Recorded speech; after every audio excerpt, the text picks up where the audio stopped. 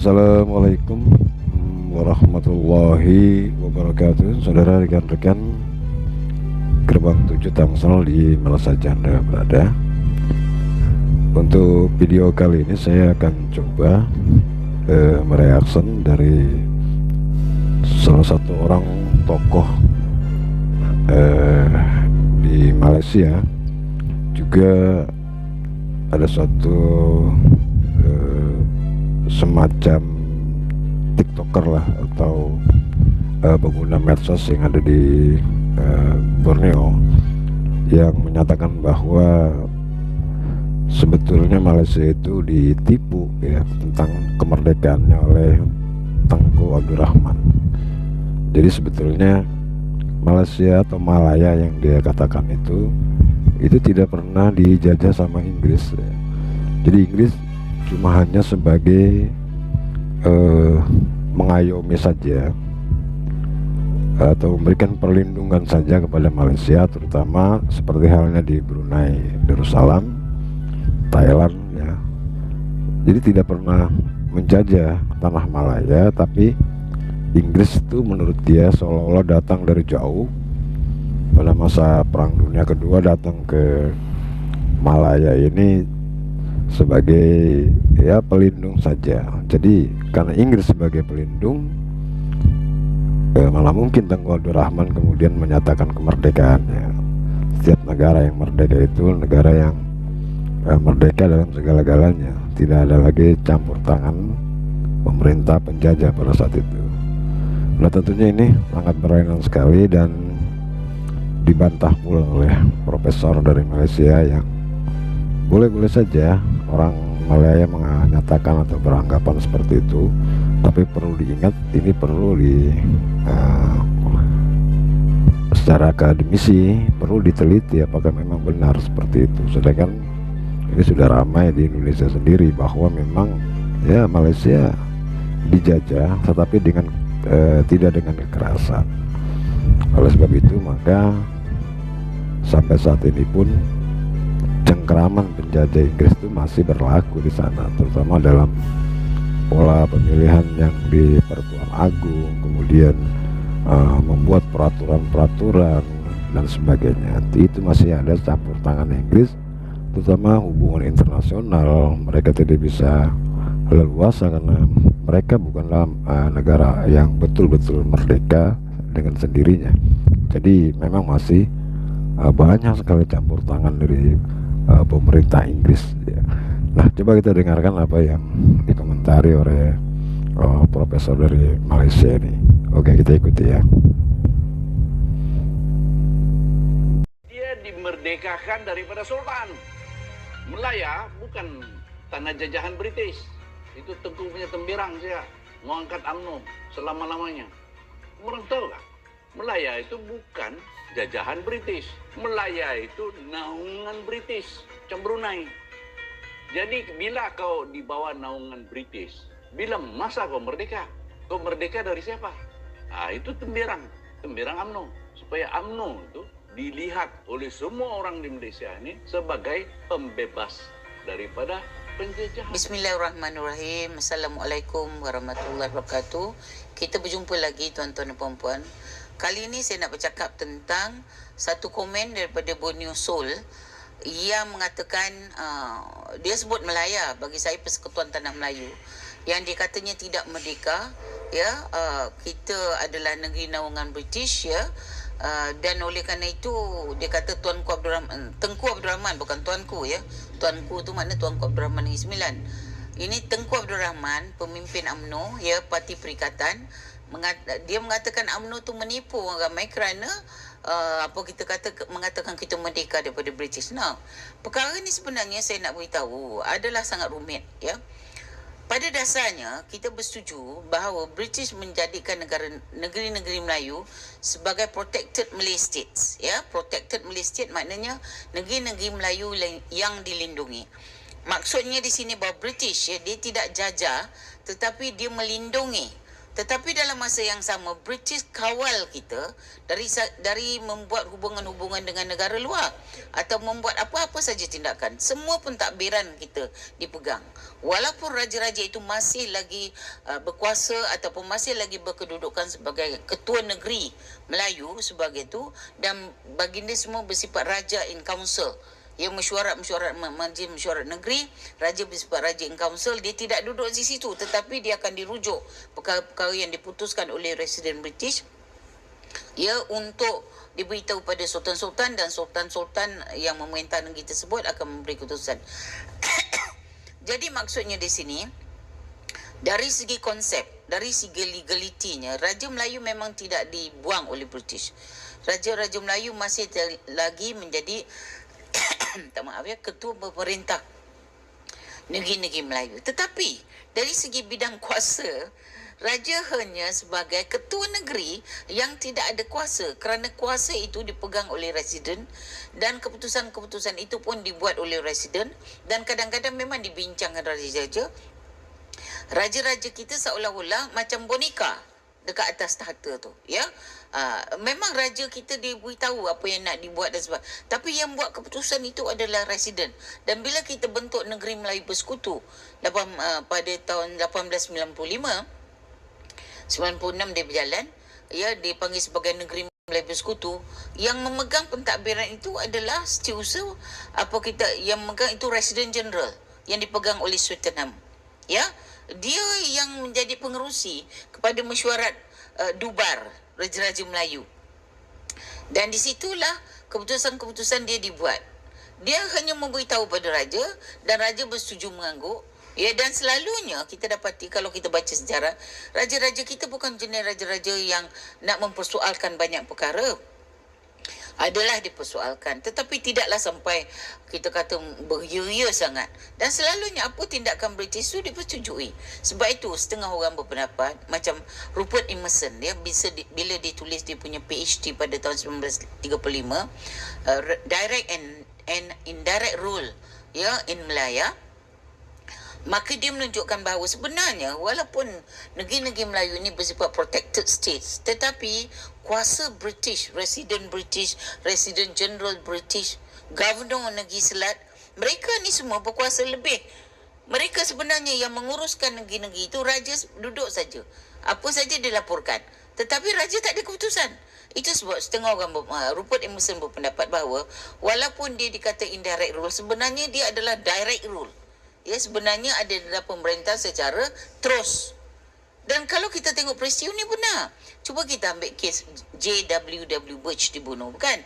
Kenapa dia dibunuh? Sebab Sultan Abdullah, ya, Sultan Ismail, Maharaja Lela dan pembesar-pembesar Melayu yang tanda tangan perjanjian Pangkur 1874 menganggap bahawa nasihat British itu boleh kita ketepikan. Ya, Sultan Abdullah dia bergaduh dengan Sultan Ismail nak merebut tahta Perak, maka British menyebelahi Sultan Abdullah, Singapura menyebelahi dia.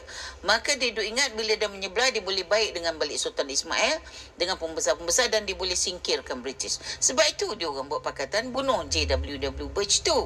Sebab Birch dia kata mengganggu adat resam mereka, iaitu menggunakan hamba wanita, dan Birch juga memberi arahan-arahan yang bertentangan dengan kebiasaan pembesar-pembesar Melayu seperti hasil tanah, ya, peraturan-peraturan baru, ya, cukai kena dibayar pada British, nak masuk ke hutan kena minta permission, ya. Itu semua adalah satu perkara yang selama ini berlaku di negeri-negeri Melayu dengan senang, sebab tiap-tiap daerah tu sultan dah bagi. Maharaja Lela misalnya pasti salah, kan. Datuk ni pegang kawasan ni. Jadi mereka adalah raja dalam kawasan tersebut. Dan sultan memberi itu, sultan diberi hadiah saja setiap tahun. So maknanya sekarang, ya, kita telah ada pembesar-pembesar Melayu telah ada satu sistem yang relax. Maknanya daerah itu adalah dalam pegangan dia. Dia adalah orang yang berkuasa sampai menjadi hakim, membuat keputusan-keputusan pergaduhan di antara mereka pun itulah pembesar yang buat keputusan. Sebab itu macam Maharaja Lela, dia punya gelaran pancung tak bertanya. Ya, Datuk Maharaja Lela tu dia punya lambang ialah pancung tak bertanya. Maknanya kalau dia percaya orang tu tak putus, dia pun pancung aja, tak payah tanya-tanya. Ya, itulah besarnya kuasa pembesar daerah yang telah diberi oleh Sultan. Jadi Sultan Abdullah apabila dia berebut tahta dengan Sultan Ismail, maka dia telah menggunakan British di Singapura. Jadi British telah sokong dia dan dia jadilah Sultan Perak. So Sultan Ismail yang duduk di Belanja, kalau tak salah saya, dia tidak ada kuasa. Tetapi bila mereka nak jatuhkan British, mereka memang buat baik dengan British, tetapi lepas tu Sultan Abdullah kata, oh, kita tak boleh terima nasihat dia. Padahal dalam perjanjian itu, nasihat itu mesti diterima. Tapi Sultan Abdullah fikir, kita tak perlu terima. Maharaja Lela kata, ini negeri kita, apa kita nak terima? Jadi mereka berpakat, Sultan Abdullah, Sultan Ismail, Maharaja Lela, Datuk Maharaja Lela dan pembesar-pembesar semua, mereka berpakat dan mereka bunuh Burj. Kan, dengan sepitung kalau tak salah saya, yang tu. Yang melaksanakan tugas itulah Maharaja Lela, yang disuruhnya kepada orang bawahan dia, si Pitung kalau tak salah saya. Dan matilah Burj. So bila Burj mati, British daripada Singapura buat tindakan hantar tentera dan conquer negeri itu. Dia tak buang raja. Tetapi dia menguasai pentadbiran negeri itu. Dan apabila dijalankan perbicaraan pada Maharaja Lela, Datuk Sagor kalau tak silap saya, Datuk Sagor ya, Maharaja Lela, Datuk Sagor, maka kita dapati ketua hakim, dapati hakim kepada perbicaraan itu adalah Raja Idris, kerabat Sultan Perak juga, bukan Sultan Am. Jadi British ni pandai. Dia kata ini pentadbiran negeri Melayu, Sultan masih lagi menjadi ketuanya, maka biarlah keadilan itu atau kehakiman itu dibuat oleh Sultan, bukan oleh British. Tetapi belakang Raja Idris itu, yang kemudian jadi Sultan Idris Perak adalah Sultan Ham. Jadi maknanya mereka baling batu sembunyi tangan lah. Jadi tapi dari segi logiknya, bahawa dia tak campur tangan dalam negeri Melayu. Tak campur tangan. Walaupun sebenarnya di belakang Raja Idris itu adalah Frank Sultan Ham. Jadi bila dibuat keputusan apa kita kata Datuk Maharaja Lela salah, dihukum gantung sampai mati, Datuk Sagor juga gitu, dan Sultan Abdullah dibuang ke Pulau Seychelles begitu juga Sultan Ismail dibuang ke Seychelles. Yang buat keputusan itu British, tapi dibaca oleh Idris boleh Raja Idris. So faham tak maksud di sini? Maknanya dari segi pentadbiran British tak campur tangan secara indirect, sebab digunakan Raja Idris untuk kita kata menjadi hakim kepada perbicaraan itu. Tetapi pentadbiran harian kemudian residen berkuasa ke atas segala-galanya. Lepas Burj dibunuh, begitu juga di Selangor. Walaupun dia pakai sistem residen, Sultan Abdul Samad masih lagi jadi sultan di Selangor, tetapi yang berkuasa adalah residen. Misalnya kes ini saya nak baca kes Sultan Abdul Samad. British tak puas hati dengan Sultan Musauddin dengan putera sulung Sultan Abdul Samad, iaitu Raja Musauddin kan. Dari segi adat Melayu, Raja Musauddin tu patut jadi sultan, dia akan menggantikan bapa dia, tapi dia tidak baik dengan British, dia agak kasar dengan British dan dia memang menentang kemasukan British. Maka akhirnya British turunkan dia bila lepas Perang Dunia Kedua, Raja Musauddin jadi sultan di Selangor, dia telah diturunkan dan digantikan dengan adiknya yang ketiga, Sultan Syamuddin Alam Shah, untuk menjadi sultan Selangor. Dan Sultan Syamuddin, dan pertikaian ini berlaku pada tahun 1938, dia telah menjadi isu tu telah menjadi, saya ingat saya tulis satu paper tentang tu. Jadi yang saya nak beritahu di sini bahawa sebenarnya British nampak saja dia mengekalkan raja-raja itu, tetapi dia tidak memberi pentadbiran itu kepada pembesar-pembesar Melayu. Dia ambil semua. Jadi itu sebab pentadbiran itu nampak indirect, tetapi sebenarnya direct rule. Itulah makna sebab kedudukan kita sebagai negeri Melayu protected Malaysia. Tapi dalam masa yang sama British juga menjalankan penaklukan ke atas negeri-negeri itu dari segi pentadbiran, dari segi buat keputusan hubungan luar, dari segi penggantian sultan ini berlaku.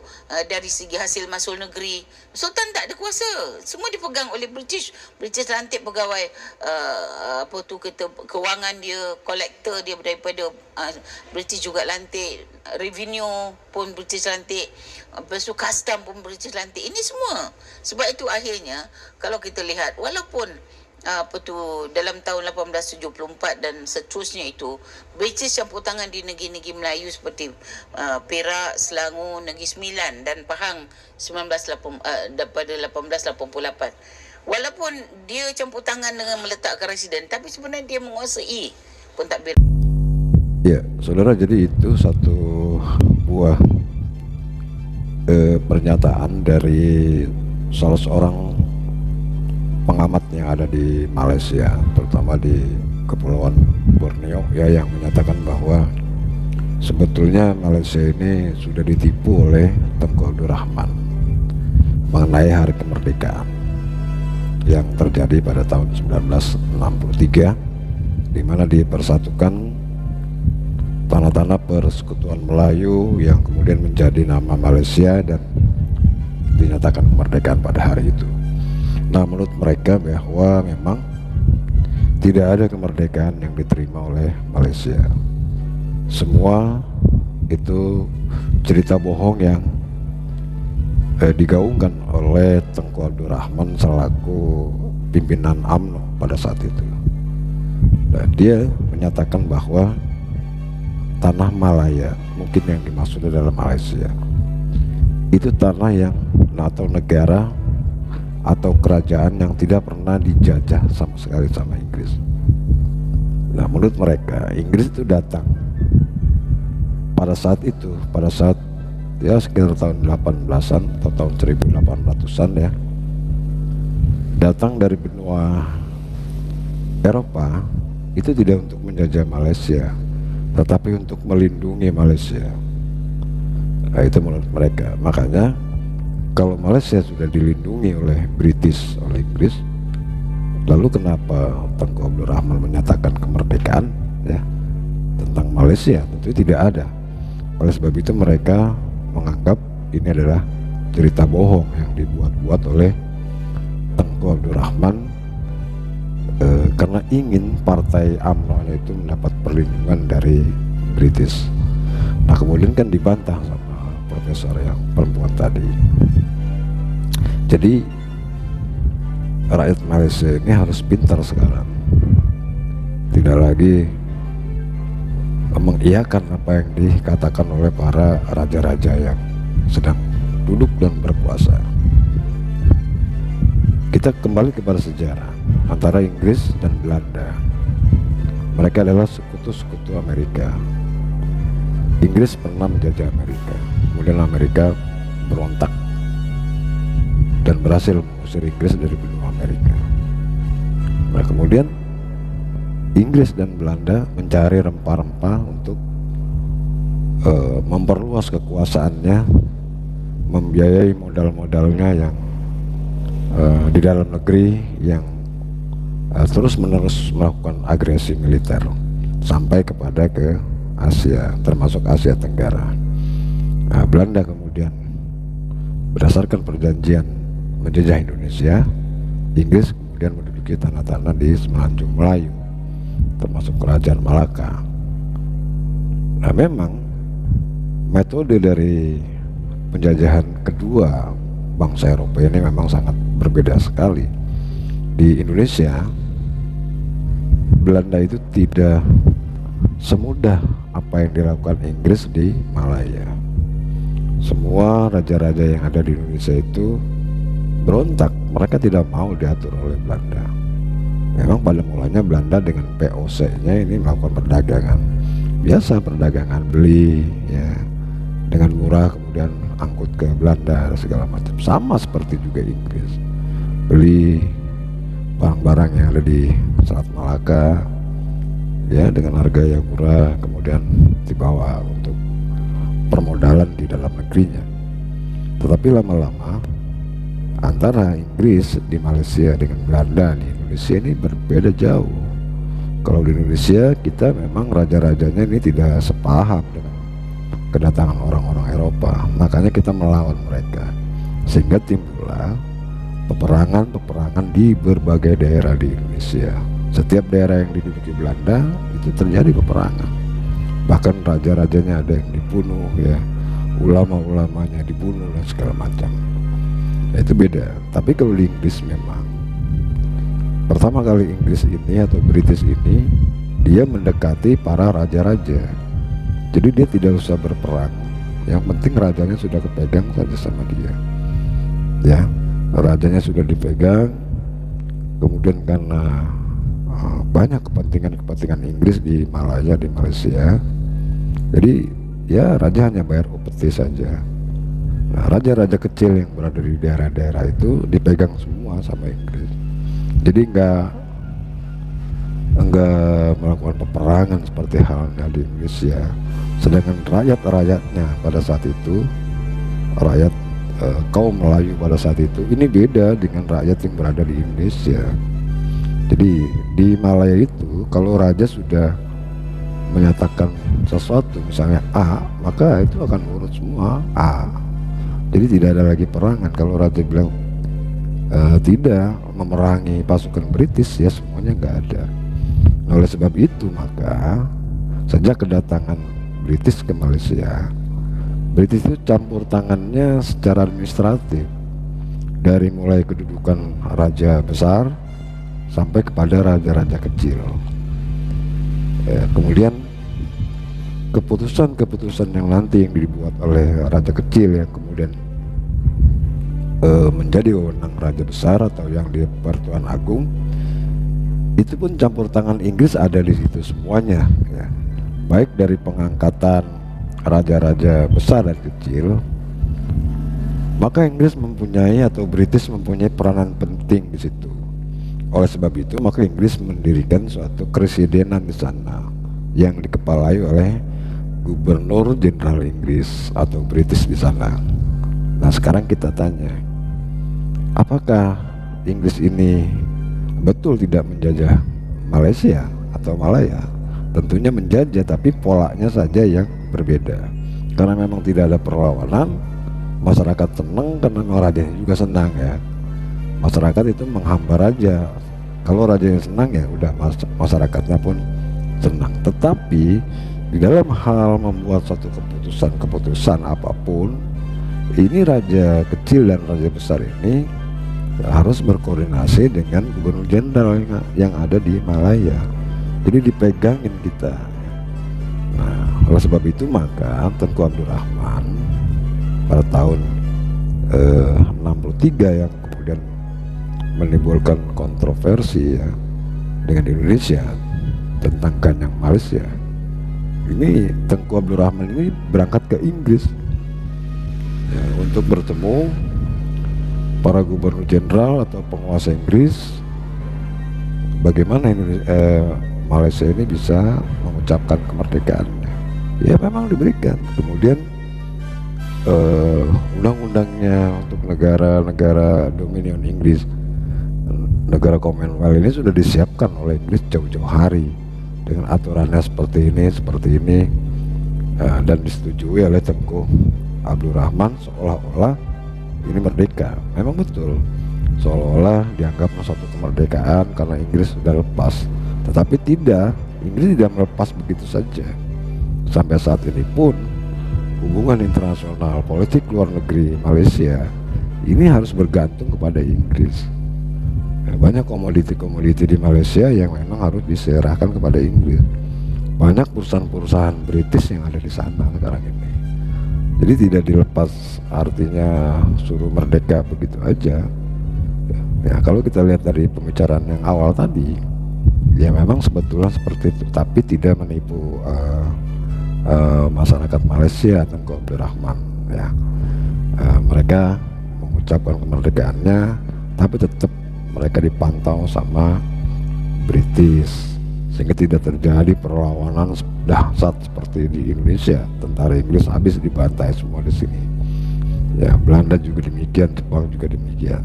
Itu memang jauh berbeda sekali. Makanya masyarakat Malaysia, terutama generasi mudanya yang berpendidikan, ini sudah harus mulai tahu, wajib tahu mengenai apa yang terjadi sebenarnya di Malaysia. Ya, Malaysia itu dijajah Inggris, bukannya tidak dijajah, tetapi sistem penjajahannya dengan Belanda ini berbeda. Karena Inggris di Malaysia diterima oleh masyarakat, sebagaimana halnya raja-raja juga menerima, maka raja tidak akan berontak karena mereka sangat patuh sekali kepada raja.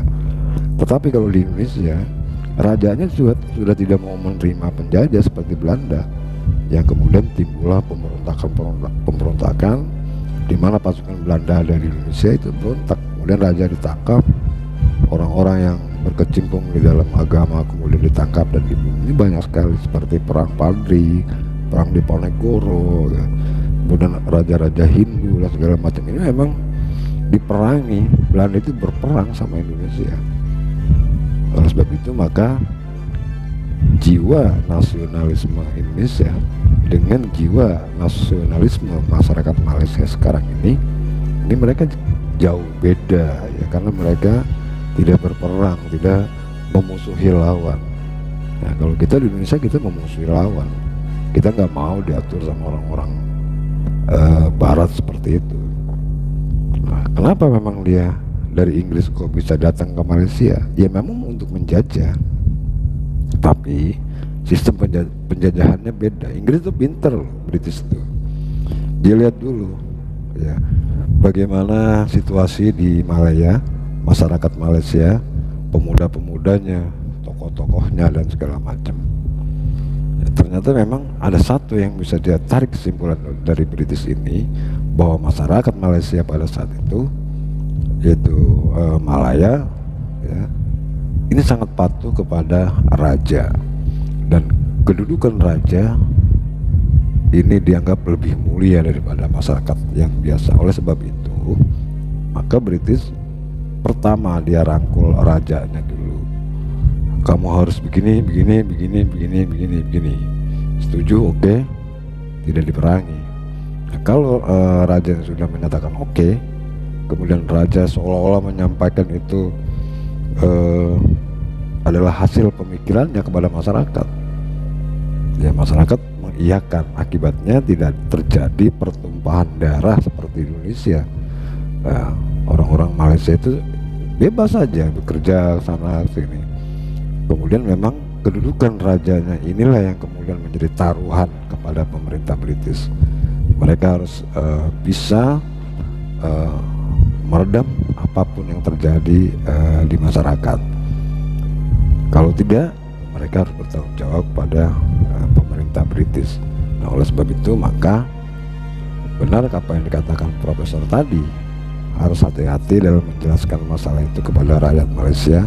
Dan memang ini sudah waktunya masyarakat Malaysia harus tahu dan mengerti ya kenapa sampai terjadi 180 derajat oleh kedudukan orang-orang Melayu di Malaysia dengan kedudukan bangsa Indonesia saat ini.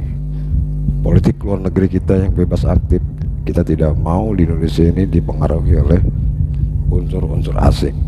Tapi di Malaysia tidak bisa. Mereka tetap apapun yang terjadi harus melalui persetujuan dari Ratu Belanda. Nah, itulah yang kita katakan bahwa memang Malaysia sampai saat ini pun masih dijajah. Ya, jadi itu saudara ya, satu buah pendapat reaction dari kami dari tim Gerbang 7. Ini antara dua tokoh yang berada di Malaysia yang saling bantah-membantah tentang kemerdekaan Malaysia. Jadi kesimpulannya bahwa memang yang sebetulnya adalah Malaysia itu dijajah, tetapi penjajahan British di Malaysia tidak sama dengan penjajahan yang ada di Indonesia.